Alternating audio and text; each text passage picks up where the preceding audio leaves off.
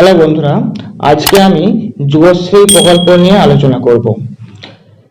যুবশ্রী প্রকল্পের আওতায় তোমরা যারা টাকা পাচ্ছ না, সবাইকেই এই বিষয়ে একটু জানা দরকার রয়েছে। তো যারা টাকা এখনো পাচ্ছ না যুবশ্রী প্রকল্পে, তো তোমরা এবার টাকা পেতে চলেছ। প্রথমে আমরা এমপ্লয়মেন্ট ব্যাংক গুগলে লিখে সার্চ করলে আমরা পেয়ে যাব। তারপর এখানে আমরা কি কি নোটিফিকেশন আছে সবকিছু দেখে নেব। দেখো, এখানে একটা বিশেষ বিজ্ঞপ্তি দেওয়া হয়েছে। বিজ্ঞপ্তিতে বলা হয়েছে, একটু বড় করে নিই নোটিশটাকে। দেখো এখানে কি বলেছে যে এত দ্বারা জানানো যাচ্ছে যে যুবশ্রী প্রকল্পের নতুন প্রতীক্ষা তালিকা প্রস্তুত করা হয়েছে।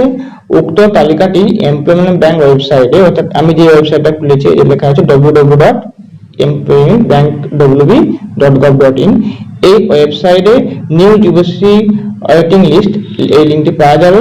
যে সকল কর্মপ্রার্থীগণ এই তালিকায় অন্তর্ভুক্ত হয়েছেন তাদের আগামী 11/6/2024 হইতে 7/7/2024 তারিখের মধ্যে আবেদনপত্র এমপ্লয়মেন্ট ব্যাংক ওয়েবসাইটে সাবমিট অ্যানেক্সার 1 লিঙ্কে অনলাইনে জমা করে প্রিন্ট আউট নিয়ে সংশ্লিষ্ট এমপ্লয়মেন্ট এক্সচেঞ্জ অফিসে ভ্যালিডেশনের জন্য অ্যানেক্সার 2 সহ 8/7/2024 তারিখের মধ্যে জমা করতে হবে।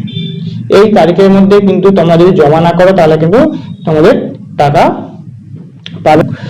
অ্যানেক্সার 2 ফর্ম এমপ্লয়মেন্ট ব্যাংক ওয়েবসাইটে যুবশ্রী সাবমিটে পাওয়া যাবে। আমি এখানে প্রত্যেকটা কোথায় কি পাওয়া যাবে সবকিছু বলে দেবো। এখন আগে বিজ্ঞপ্তিটা দেখে নিই আর কি বলা আছে। তো যুবশ্রী প্রকল্পের সমস্ত শর্ত পূরণ করলে তবে আবেদনকারীরা এই প্রকল্পের সুবিধা পাওয়ার জন্য বিবেচিত হবেন। যুবশ্রী প্রকল্পের প্রতীক্ষা তালিকার জন্য অ্যানেক্সার 1 এবং অ্যানেক্সার 2 জমা করার বিস্তারিত নির্দেশিকা নিচের লিঙ্কে দেওয়া আছে। এই যে এখানে লিস্ট দেওয়া আছে, এই লিস্টে ক্লিক করলে তোমরা যাবতীয় সবকিছু দেখতে পাবে।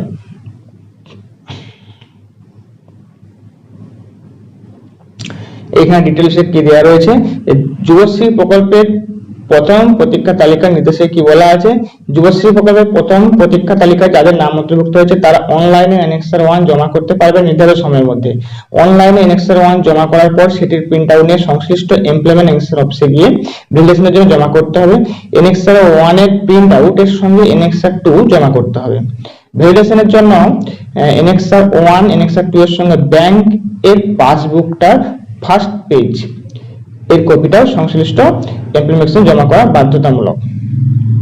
আচ্ছা, যাদের ভ্যালিডেশন প্রক্রিয়া সফলভাবে সম্পূর্ণ হবে তাদের নাম যুবশ্রী প্রকল্পের ফাইনাল ওয়েটিং লিস্টে অন্তর্ভুক্ত হবে। যুবশ্রী প্রকল্পের কার্যকারী শূন্যস্থান অনুসারে তারা একের পর এক যুবশ্রী ভাতা পাবেন। এই ভাতা পেতে তাদের কিছুদিন প্রতীক্ষা করতে হতে পারে যদি কার্যকরী শূন্যস্থান না থাকে। কার্যকরী শূন্যস্থান হলে সেই সমস্ত প্রার্থীগণ অনলাইন সিস্টেমের মাধ্যমে যুবশ্রী ভাতা পেতে শুরু করবেন এবং তার জন্য নতুন করে ফর্ম ফিল আপ করতে হবে না। অনলাইনে অ্যানেক্সার 1 ফর্ম ফিল আপ এবং ভ্যালিডেশনের জন্য এমপ্লয়মেন্ট এক্সচেঞ্জ অফিসে গিয়ে প্রিন্ট আউট জমা করার তারিখ পেরিয়ে গেলে কিন্তু আর কেউ এই তালিকার জন্য বিবেচিত হবেন না। সুতরাং তোমরা এই ডেটের মধ্যেই জমা করবে, 7/7/2024 এই তারিখের মধ্যেই তোমরা এটা ফিল আপ করে জমা করবে। আচ্ছা, এবার কিভাবে এই ফর্মটা ফিল আপ করবে সেটা একটু দেখে নিই।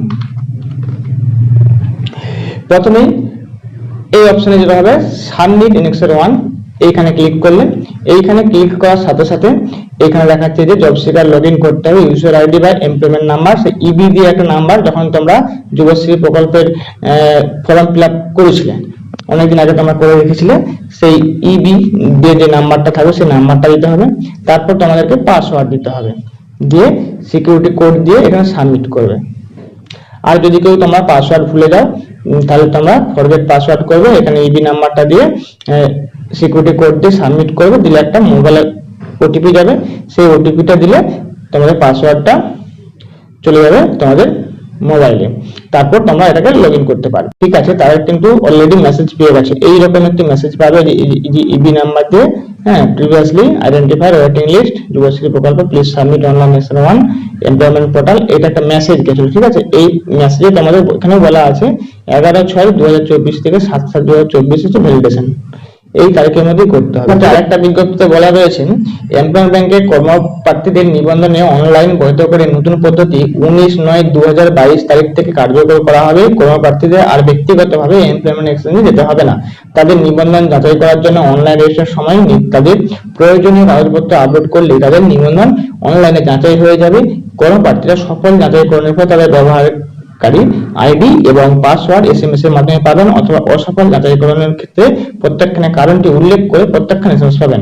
প্রত্যাখ্যানের ক্ষেত্রে কিন্তু কর্মপ্রার্থীরা আবার সঠিকভাবে অনলাইন নিবন্ধন করতে পারবেন। এই বিষয়ে তারা প্রয়োজনীয় সহায়তার জন্য তাদের স্থানীয় এমপ্লয়মেন্ট এক্সচেঞ্জের সাথে যোগাযোগ করতে পারে, অথবা বাংলা সহায়তা কেন্দ্র বা তথ্য মিত্রের সাহায্য নিতে পারে।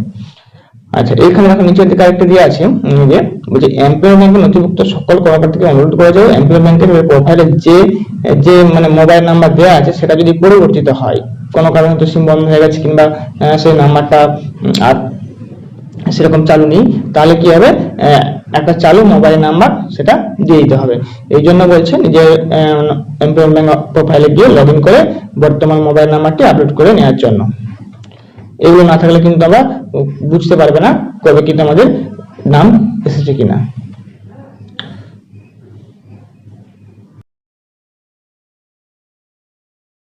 এখানে আরেকটা নতুন জিনিস এখানে অ্যাড হয়েছে, যেটা আমাদের এই মাত্র শুরু হয়েছে, সেটা হচ্ছে এই যে কর্মসংবাদ পোর্টাল।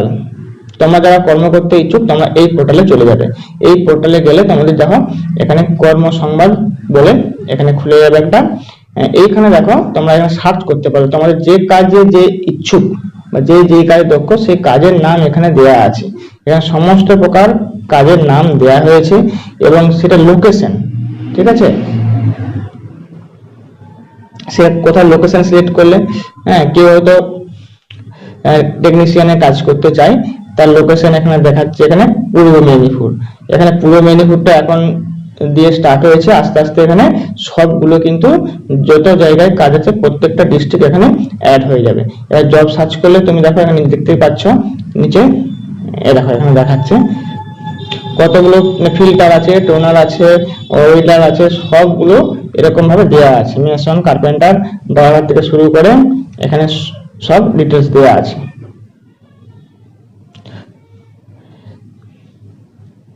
আচ্ছা, আমি একটু হোম পেজে চলে যাই।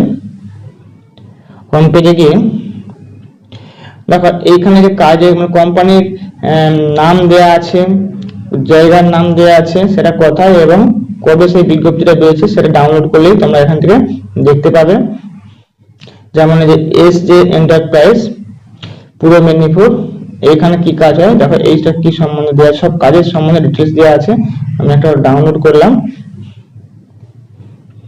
এই যে দেওয়া হয়েছে এখানে কাজ কতগুলো, কি ভ্যাকেন্সি, এডুকেশনাল কোয়ালিফিকেশন কিরকম, এক্সপিরিয়েন্স কিরকম, সবকিছু এখানে দেওয়া আছে। লিমিট পর্যন্ত সবকিছু ডিটেলস দেওয়া আছে, কি কি লাগবে না লাগবে, কবে স্টার্ট হবে, যদি কোনো পরীক্ষা কিংবা ইন্টারভিউ, সবকিছু এখানে দেওয়া আছে।